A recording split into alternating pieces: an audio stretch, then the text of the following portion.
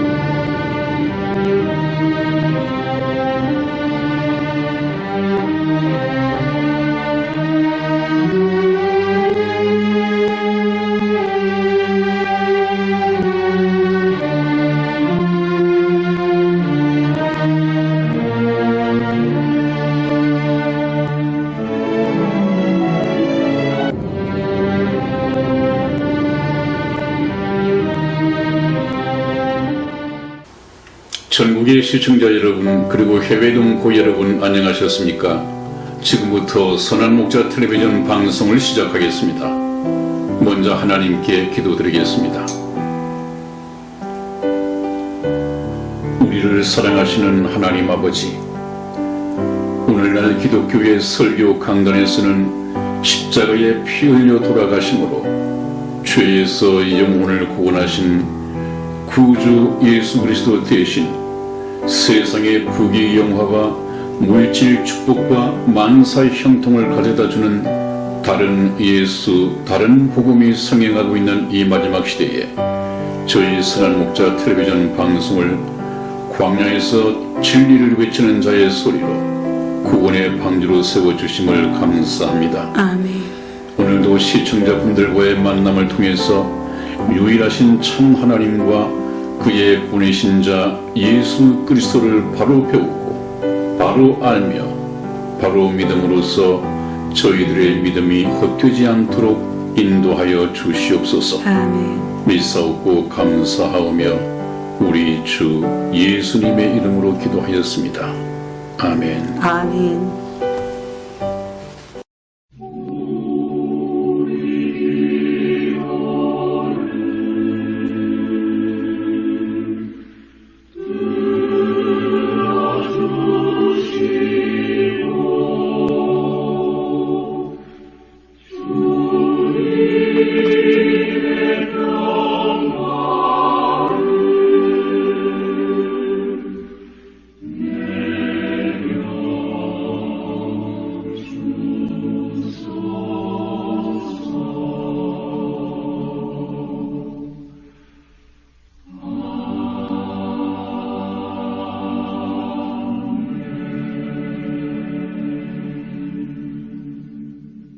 네, 여러분, 오늘은 첫 번째 주제로 사도신경에 대해서 잠시 언급을 하고 지나가야겠습니다.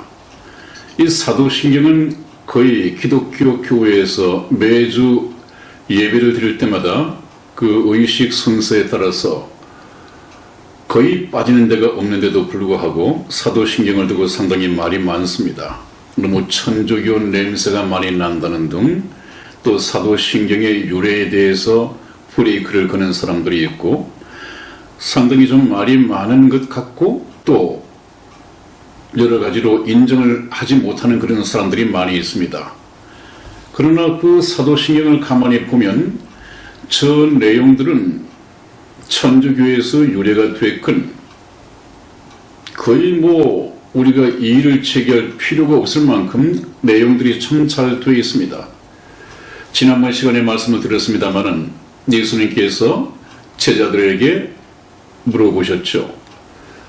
너희는 나를 누구나 하느냐 하는 이 질문 앞에 제자 베드로가 주는 그리스도시며 살아계신 하나님의 아들이시니이다, 이런 대답을 했을 때 예수님께서는 굉장히 칭찬을 하셨고 이 반석 위에 내 교회를 세우겠다라는 말씀까지 하셨습니다. 그렇다면 지금 사도신경에 담겨져 있는 이 내용들은 참 마음으로 믿어서 깨달아지고 저것을 입으로 시인하여 신앙 고백할 수 있다고 한다면 상당히 가치 있는 내용들로 수록이 되어 있습니다. 그래서 우리가 저 말씀들을 사도신경에 포함된 저 신앙 고백의 내용들을 마음으로 믿어서 입으로 시인해야지 가치가 있는 것이죠. 오랫동안 교회 생활을 해서 자동적으로 머릿속에 외워지고 머릿속에 외워진 것을 사도신경을 암송하는 순서가 다가왔을 때 입으로 암송을 한다고 해서 그것이 신앙 고백이 되는 것은 아닙니다. 여러분들의 저 말씀 하나하나가 마음에서 믿어져야 합니다. 그래야만이 신앙 고백이 되는데 그것을 뒷받침하는 성경 말씀이 있죠. 우리 찾아서 한번 읽어보겠습니다. 로마서 10장 8절에서 10절까지 말씀을 저와 우리 이승희 집사 교독해 드리겠습니다. 8절 말씀을 제가 먼저 읽겠습니다. 그러면 무엇을 말하느뇨? 말씀이 내게 가까워 내 입에 있으며 내 마음에 있다 하였으니 곧 우리가 전파하는 믿음의 말씀이라. 내가 만일 내 입으로 예수를 주로 시인하며 또 하나님께서 그를 죽은 자 가운데에서 살리신 것을 내 마음에 믿으면 구원을 얻으리니 사람이 마음으로 믿어 의에 이르고 입으로 시인하여 구원에 이르느니라. 아멘. 아멘. 그렇습니다. 여기서도 강조하는 것이 하나님의 말씀을 믿는다고 하는 것인데 사람이 마음으로 믿어 의에 이르고 그랬습니다. 하나님의 말씀은 마음에서 깨달아져서 믿어져야 합니다. 그렇게 된 것을 입으로 시인할 때 간증이 되고 그것이 믿음이 된단 말이죠. 신앙 고백이 되고 여러분들은 저 사도신경의 내용을 전부 다 마음으로 믿고 깨달아져서 입으로 시인하여 암송하는 것입니까? 오늘 한번 진단해보는 시간이 되기를 바랍니다. 맨 처음 전능하사 천지를 만드신 하나님 아버지를 내가 믿사오며를 한번 생각해 봅니다. 저것은 하나님 아버지를 내가 믿는데 어떤 하나님 아버지를 믿느냐? 천지를 만드신 창조주 하나님을 내가 믿는다는 말이죠. 그 하나님은 전능하시다. 전능하시다는 말의 뜻은 능치 못하신 것이 없다. 무엇이든지 다 하실 수 있다. 그런 속성을 가진 것이 바로 하나님이십니다. 그분께서는 전능하셔서 천지를 만드셨고 또 천지를 다스리시는 분이죠. 그 하나님 아버지를 내가 믿는다 하는 이 말씀에서 저와 여러분들은 무엇을 새삼 깨달을 수 있습니까? 성경 말씀을 보니까 천지를 만드신 하나님께서 우리 인간 아담과 하와, 저와 여러분들의 근본 조상인 아담과 하와도 지어 만드셨는데 그렇다면 오늘날 우리들도 원숭이에게서 진화된 것이 아니라 하나님께서 창조하셨으므로 오늘 내가 존재하게 되었구나. 그래서 내 존재의 기원을 저 성경 말씀에서 찾을 수가 있습니다. 나에게는 하나님 아버지가 계시구나 하는 것을 새삼 저 말씀에서 발견할 수가 있습니다. 그래야만이 하나님과 저와 여러분들은 주종 관계를 이룰 수 있습니다. 하나님께서 저와 여러분들을 하나님의 어떤 뜻과 계획을 따라서 지어 만드셨다고 한다면 저와 여러분들 인생의 계획과 목적은 하나님의 계획과 목적과 일치해야 됩니다. 그러므로 인생이 무엇인가? 인생이 어디서 왔는가? 인생이 어디로 갈 것인가? 인생의 이 세상에서 살아가는 목적은 무엇인가? 이 모든 것은 다 하나님에게서 배워야 합니다. 왜 그렇습니까? 하나님께서 지어 만드셨기 때문에 그렇습니다. 이것을 깨달아야만이 하나님과 주종 관계를 만들 수가 있고 주종 관계가 설정이 되어야만이 입으로만 주여 주여 하는 것이 아니라 참으로 하나님과 우리가 마음에서부터 주종 관계를 이룰 수 있단 말이죠. 굉장히 중요한 대목입니다. 그래서 우리는 저 말씀을 통해서 나의 존재 기원을 찾을 수가 있고 그 다음에 하나님과 나와의 이 주종 관계를 맺을 수 있는데 우리를 지어 만드신 하나님께서는 자신의 주권에 대한 이 강조점을 성경 말씀을 통해서 기록을 해 놓으셨죠. 한번 읽어보겠습니다. 이사야서 64장 8절 말씀을 우리 이승희 집사 읽어드리겠습니다. 그러나 여호와여 주는 우리 아버지시니이다. 우리는 진흙이요 주는 토기장이시니 우리는 다 주의 손으로 지으신 것이라. 아멘. 하나님께서 기록하신 성경 말씀을 보면 여호와여 주님은 우리의 아버지시니이다. 이것은 우리를 존재하게 만드신 근본이시다 그 말이죠. 우리는 하나님에 비하면 진흙이요 하나님은 토기장이이시니 우리는 다 토기장이이신 주님의 손으로 지으신 것이라고 그랬습니다. 토기장이가 진흙을 가지고 어떻게 무엇을 지어 만드실까 하는 것은 토기장이의 주권에 관한 문제죠. 그래서 이 말씀에서는 하나님의 주권을 나타내시고 강조하는 말씀입니다. 그 다음에 그의 비슷한 말이 로마서 9장 21절에 나와 있습니다. 우리 이승희 집사 찾아서 읽어드리겠습니다. 토기장이가 진흙 한 덩이로 하나는 귀 있을 그릇을 하나는 천이 있을 그릇을 만드는 권이 없느냐. 아멘. 아멘. 토기장이 하나님께서 이 진흙 한 덩어리를 가지고 하나는 귀하게 쓸 그릇도 만들고 하나는 좀 천하게 쓸 그릇을 만든 고난이 없느냐?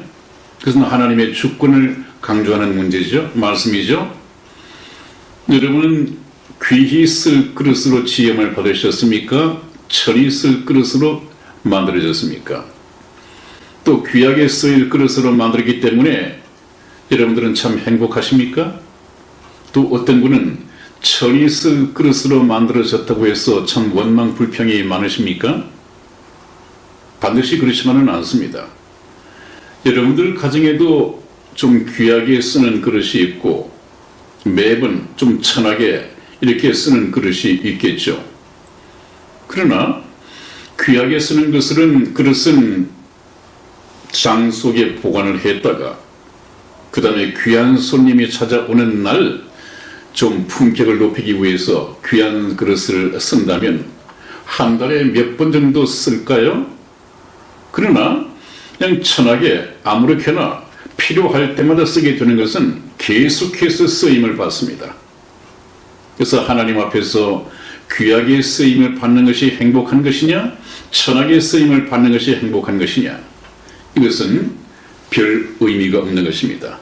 저 같은 경우는 한 달에 한 두세 번 귀하게 쓰이는 것보다는 매번 매일 매 시간마다 하나님 앞에 천한 그릇으로 쓰이는 것이 더 행복이라고 생각을 하는 사람입니다.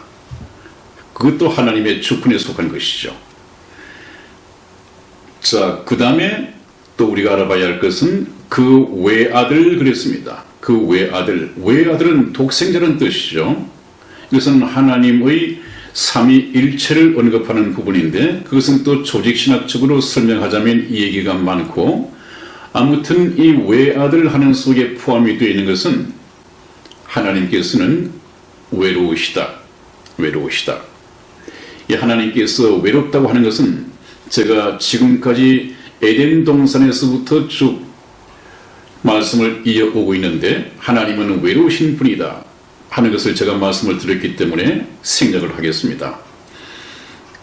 그 다음에 우리 주 예수 그리스도를 믿사오니 그랬습니다. 우리 주 예수 그리스도를 믿사오니 이것은 믿는 사람이 신앙 고백하는 거라고 그랬죠.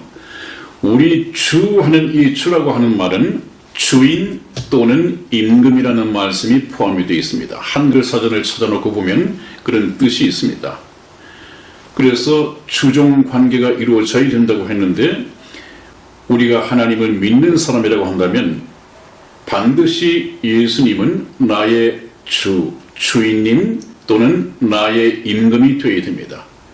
그래야만이 그분이 나의 주인이라고 한다면 나는 종이 되어야 하는 것이고 그분이 임금이시라고 한다면 나는 그분의 백성이 되어야 됩니다.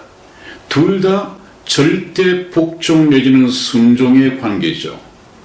그래서 저와 여러분들은 바로 하나님을 믿는다고 한다면 하나님의 말씀은 바로 천국의 법이죠. 이 말씀에 순종하면서 살아야 합니다. 또 그 훈련을 받아야 합니다. 그 다음에 예수 그리스도를 믿사오니 했는데 예수 그리스도는 예수라는 이름의 풀네임이 아니라고 지난번 시간에 말씀을 드렸습니다. 예수는 우리나라 말로 한다면 구원이라는 뜻입니다. 구원.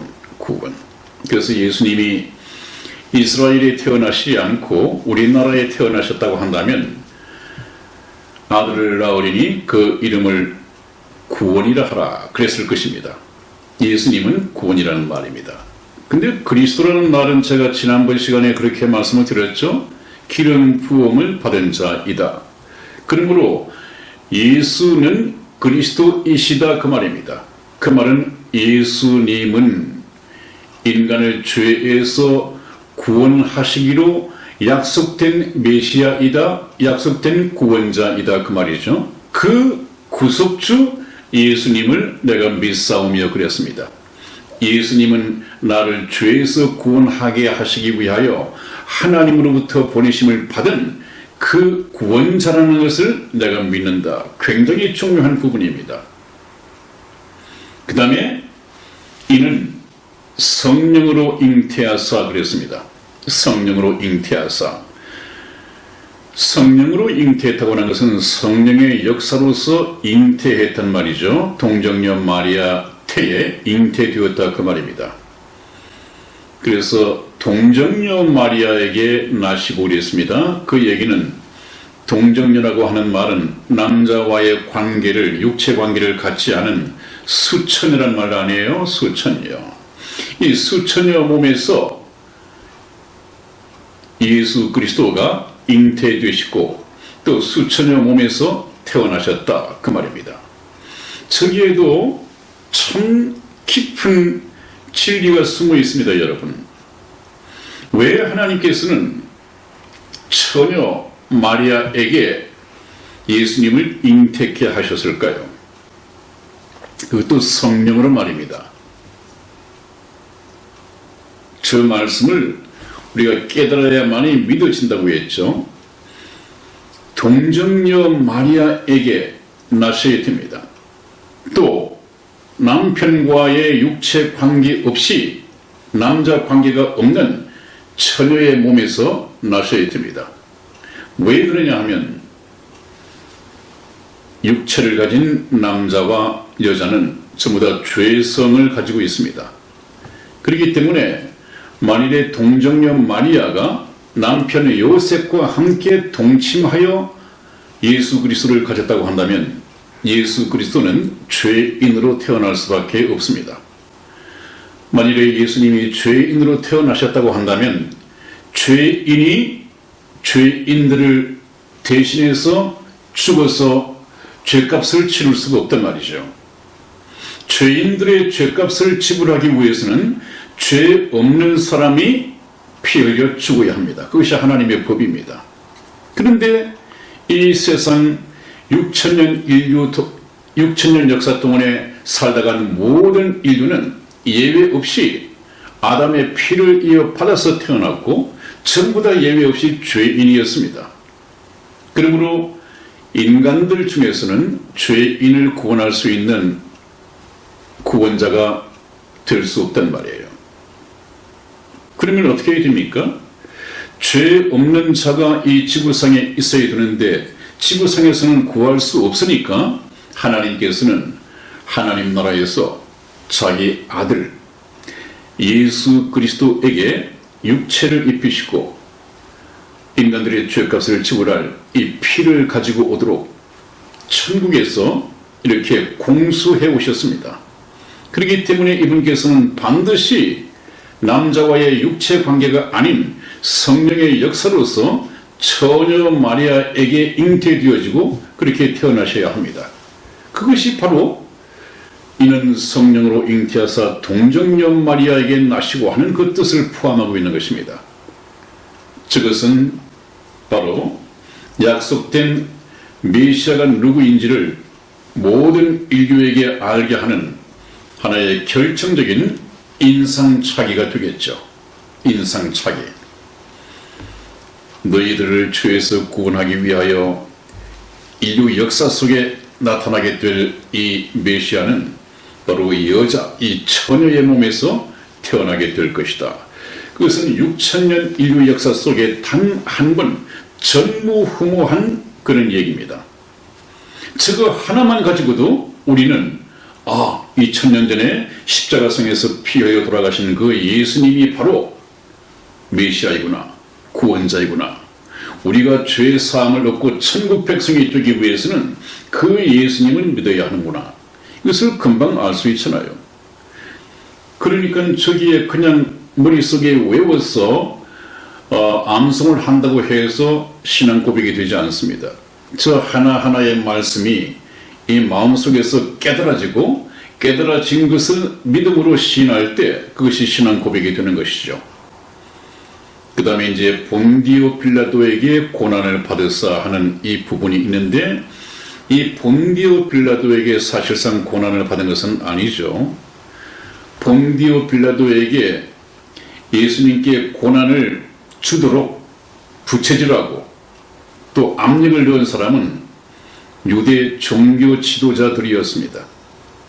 또 빌라도에게 십자가에 못 박도록 처형을 압력을 넣은 것도 바로 유대 종교 지도자들이었고 그 재판석에 나와 있던 유대인들이었습니다.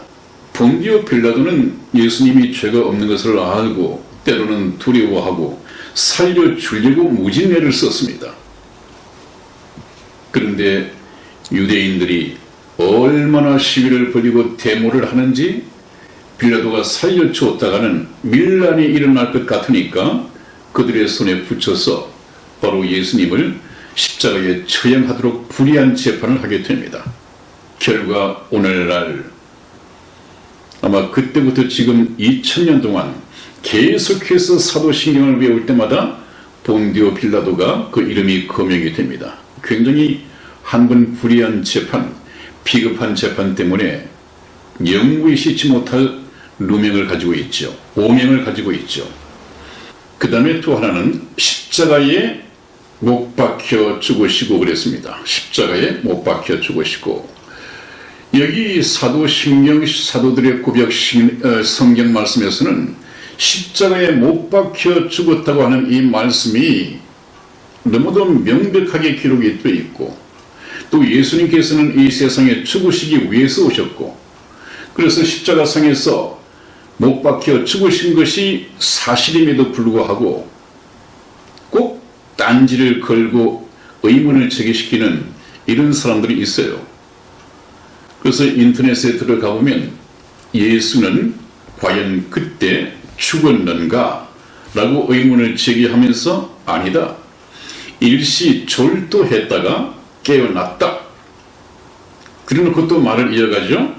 그 후에 막달라 마리아와 결혼해서 아들, 딸 낳고 살다가 자연사했다. 그 후손들이 지금도 유럽에서 살고 있다. 아주 그럴싸한 성경 말씀을 왜곡하고 부정하는 자유주의 신학, 해방 신학 이런 것들이 성경 말씀을 완전히 뒤엎고 있단 말이죠. 이것은 바로 사단의 행태입니다. 사단들이 하는 짓이죠. 하나님의 말씀을 사실이 아닌 것처럼 이렇게 뒤엎는 것은 사단이 하는 짓입니다. 예수님께서는 십자가상에서 죽으시기 위해서 오셨고 돌아가셨죠. 왜냐하면 그분께서 피 흘려 돌아가셔야만이 그 피로써 죄인들의 죄값을 지불하고 그 영혼을 구원할 수 있게 됩니다. 그래서 예수님께서는 십자가상에서 돌아가실 때 다 이루었다 하는 것이 죄인들의 죄값을 다 지불했다 그 말입니다.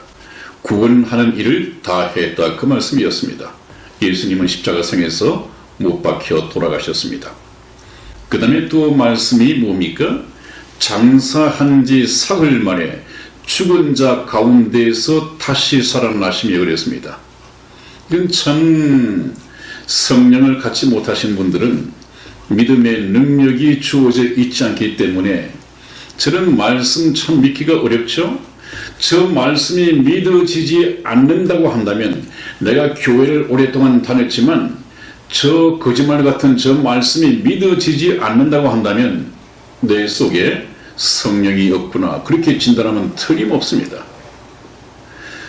우리가 거듭나고 성령으로 거듭나고 성령이 내 마음속에 오시면 저 거짓말 같은 황당무계한 중국의 무협소설보다도 더 황당한 저 거짓말들이 사실로 믿어집니다. 믿어진 것을 입으로 시인할 수가 있게 됩니다. 그래서 여러분들이 저런 말씀들이 믿어지지 않는다면 내가 교회를 오랫동안 다녔지만 성령을 받지 못했구나 이렇게 진단하시면 틀림없습니다. 그래서 장사한 지 사흘 만에 죽은 자 가운데서 다시 살아나시며 예수님께서는 사흘 만에 부활하셨고 죽은 자 가운데서 다시 살아나셨습니다. 그것은 사실입니다. 그런데 우리가 좀 더 공부해 보고 싶은 것은 예수님께서 죽은 자 가운데서 다시 살아나셨을 때 그 다시 살아나신 이 몸은 예수님이 죽기 이전에 저와 여러분과 꼭 같은 육체를 가졌었는데 죽고 난 다음에 부활하신 이 몸은 전혀 달랐습니다. 이것은 신령한 몸이었습니다. 우리 성경 말씀을 한번 보겠습니다. 누가복음 24장 37절에서 39절 말씀을 저와 우리 이승희 집사 교독하겠습니다. 37절 말씀을 제가 먼저 읽겠습니다. 저희가 놀라고 무서워하여 그 보는 것을 영으로 생각하는지라. 예수께서 가라사대 어찌하여 두려워하며 어찌하여 마음에 의심이 일어나느냐. 내 손과 발을 보고 나인 줄 알라. 또 나를 만져보라. 영은 살과 뼈가 없으되 너희 보는 바와 같이 나는 있느니라. 아멘. 네, 여러분 이 말씀은 예수님께서 돌아가시고 이미 장사되었습니다. 제자들도 예수님과 함께 다닐 때 부활할 것이라고 하는 말씀은 들었지만은 그 말씀이 믿어질 리가 있겠습니까? 사흘이나 지났는데요. 그런데 제자들은 예수를 믿는 이 제자들을 잡으러 다니는 또 이 유대인들, 종교 지도자들 이런 사람들이 있기 때문에 문을 꼭 걸어 잠그고 피신해서 제자들끼리 만나고 교제를 나누고 있었습니다. 그러는 중에 문을 꼭꼭 걸어 잠가 놨는데도 불구하고 예수님이 한 가운데로 나타나셨습니다. 그래서 제자들이 깜짝 놀랐죠. 그래서 저희가 놀라고 무서워하여 그 보는 것을 영으로 생각하는지라. 그렇죠. 이 우리가 육체를 가지고 있다고 한다면 문을 걸어 잠궈 놓고 이 벽이 다 세워져 있는데 어떻게 벽을 뚫고 문을 통과하지도 않고 들어올 수 있겠습니까? 이것은 예수님께서 부활하실 때 입으신 신령한 몸이었습니다. 이 신령한 몸은 시간과 공간을 초월해 버립니다. 그것은 벽이 있다고 해서 전혀 장애물이 되지 않습니다. 아마 여러분들 영화 사랑과 영혼이라고 하는 데에서 그렇게 소개되어지는 장면이 있는 것 같은데 마침 저는 그 영화를 보지 못했습니다. 아무튼 이 부활하신 예수님의 신령한 몸은 시간을 초월하고 공간을 초월한 자유자재로 다닐 수 있는 그런 몸입니다. 그래서 내 손과 발을 보고 나인 줄 알라. 못자국이 있단 말이죠. 손에도 못자국이 있고 발에도 못자국이 있으니까 보고 십자가에 매달려 죽은 나인 것을 알라. 그리고 나를 만져보라. 영은 살과 뼈가 없었되 너희 보는 바와 같이 나는 있느니라고 그랬습니다. 근데 육체하고 뭐가 좀 다릅니까? 우리 육체는 살과 뼈와 피가 있습니다마는 부활한 신령한 몸은 피가 없습니다. 아마 이 피는 우리 몸에 산소를 공급하고 뭐 그런 기능과 역할을 하기 때문에 태양계 아래서는 필요하겠죠.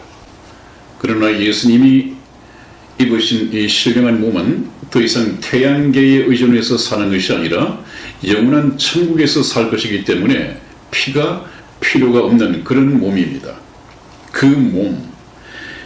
그런데 여기에서도 우리가 참 깊이 하나 알고 넘어가야 할 것이 있다고 한다면 예수님의 이 신령한 몸은 이것은 늙고 병들고 고통받고 전혀 이런 육체와는 다른 몸입니다. 완전한 몸입니다.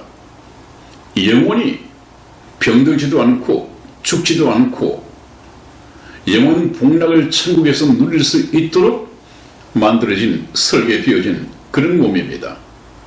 그것을 성경에서 한번 확인해 보겠습니다. 고린도 전서 15장 20절 말씀을 우리 이승희 집사 읽어드리겠습니다. 그러나 이제 그리스도께서 죽은 자 가운데서 다시 살아 잠자는 자들의 첫 열매가 되셨도다. 아멘. 아멘. 그렇습니다, 여러분. 제가 여기서 드리고 싶은 말씀은 예수님께서 부활하실 때 2000년 전에 부활하실 때 입으신 그 신령한 몸은 요즘 말로 말하면 모델하우스다. 저는 그렇게 표현하기를 참 좋아합니다. 모델하우스다.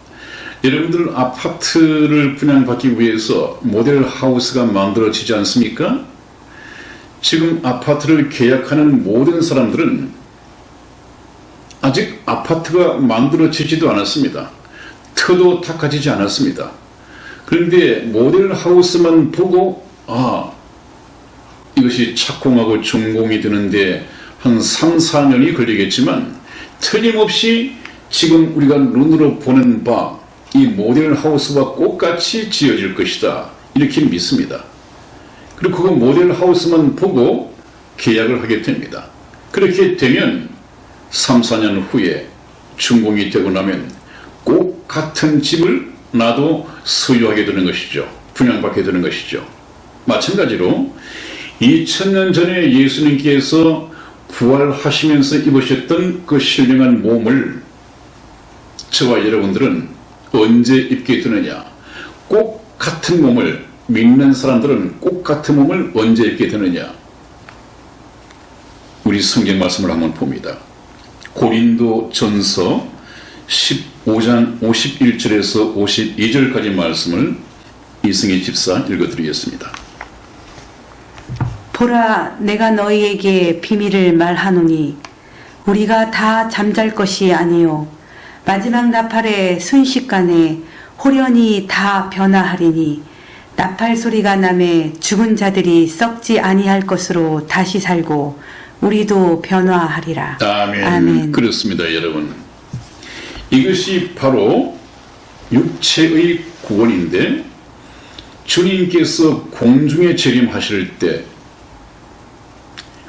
이 땅에서는 휴거가 일어날 때 저와 여러분들은 이 죄의 몸, 늙은 몸, 죽으면 썩을 몸, 이 병든 몸, 이 육체의 몸을 벗어버리고 완전히 2000년 전에 예수님께서 입으셨던 신령한 몸으로 순식간에 갈아입게 됩니다.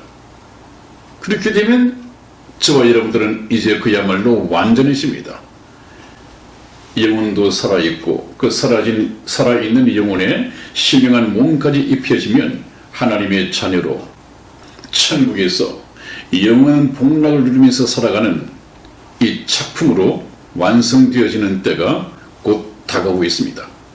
그때가 주님께서 공중재림하실 때입니다. 그래서 뭐라고 말씀드려 있습니까? 나팔 소리가 나매 죽은 자들이 썩지 아니할 것으로 다시 살고 예수님을 믿고 무덤 속에 이미 죽어 있는 자들이 휴거 때는 다 일어납니다. 거듭난 자라고 한다면 썩지 아니할 것으로 다시 살고, 우리도 예수님 다시 오실 때 이 땅에 살아있는 우리도 후련히 변화될 것입니다. 이것을 성경 말씀이 명확하게 말씀드리죠. 이것이 저와 여러분들의 소망입니다.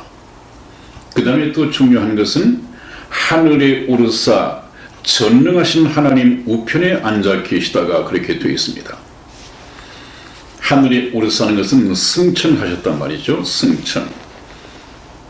예수님께서는 이 세상에서 죽으시고 사흘 만에 부활하시고 난 후에 이 지상에서 부활하신 몸으로 40일 동안을 이 지상에서 활동을 하시다가 승천하셨습니다. 하나님 나라로 돌아가셨습니다. 그래서 지금은 어디 계시느냐? 승천하셔서 하나님 우편에 앉아 계시다. 이렇게 해서 예수님의 현재 위치를 성경 말씀에 기록을 해 놓으셨습니다.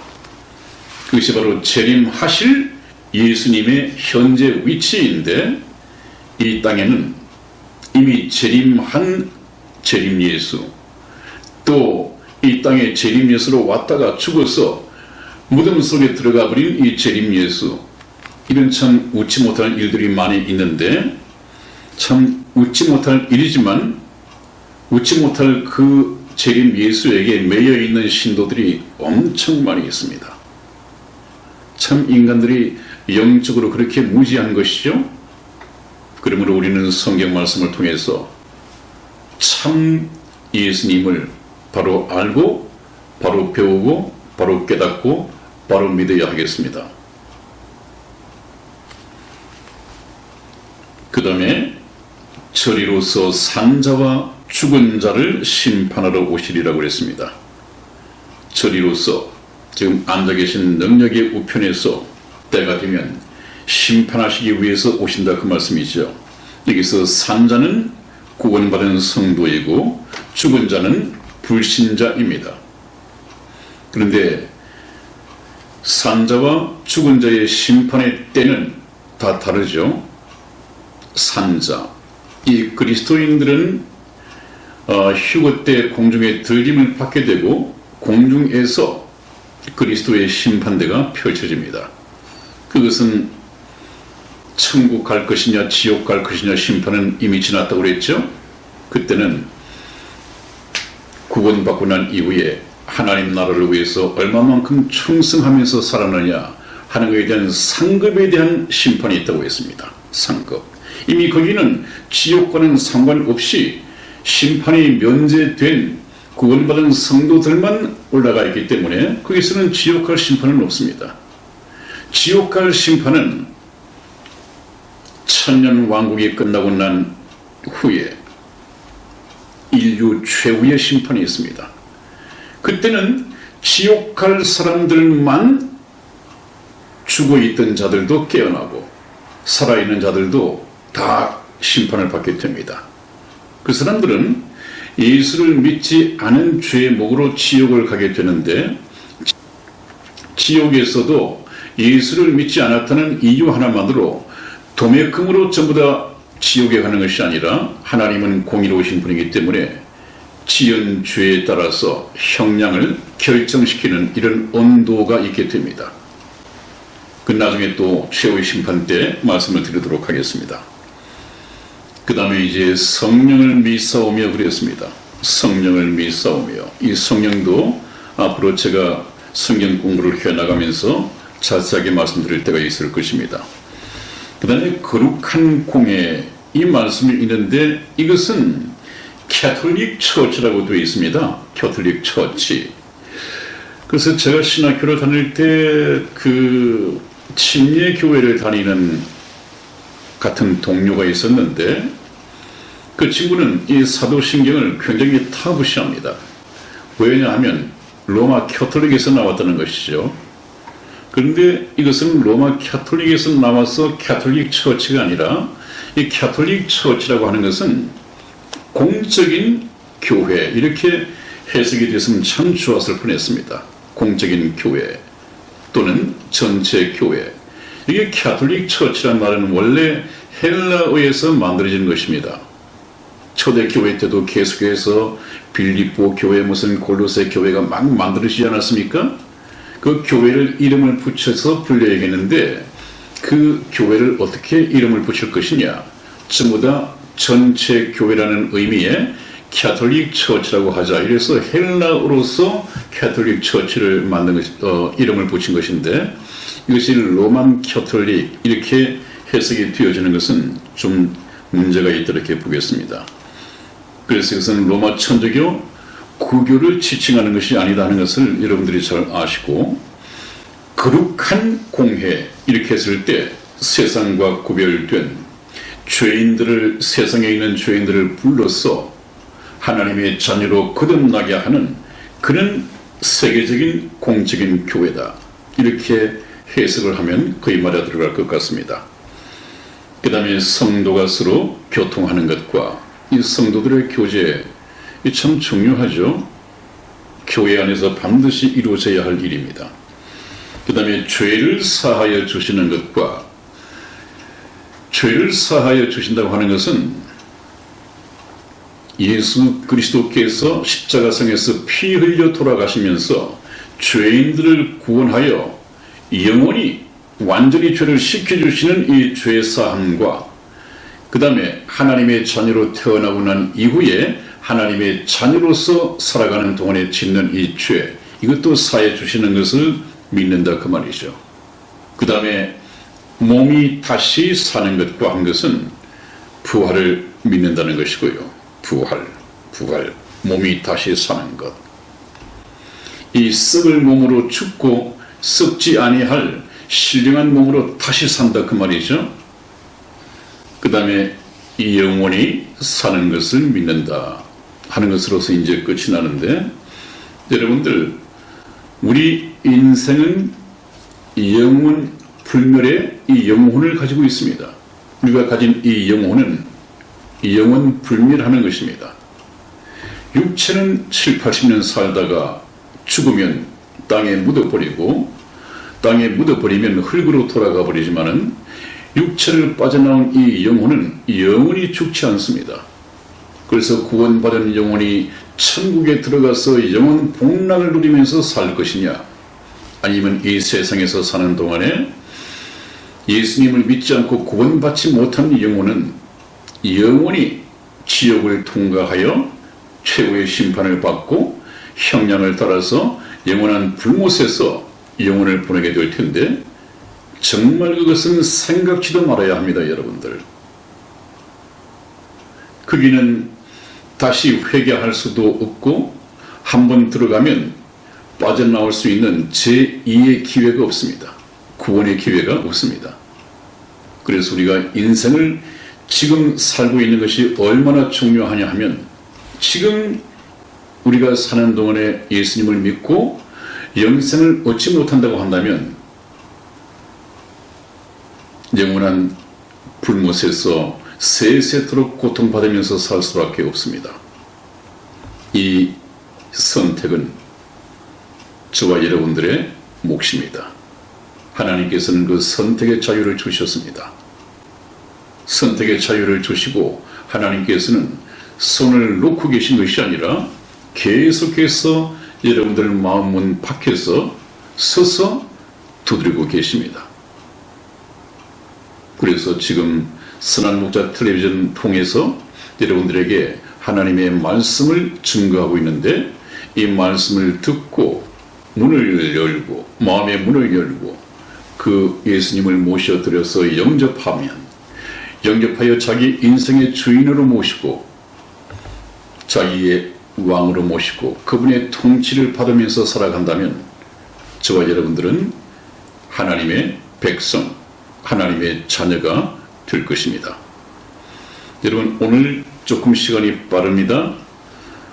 지금 아직까지 감기가 남아있는 것 같습니다. 상당히 목소리가 힘들어 보이시죠? 오늘은 여기에서 끝을 맺고 다음에 다시 만나 뵙겠습니다. 여러분 안녕히 계십시오. 안녕히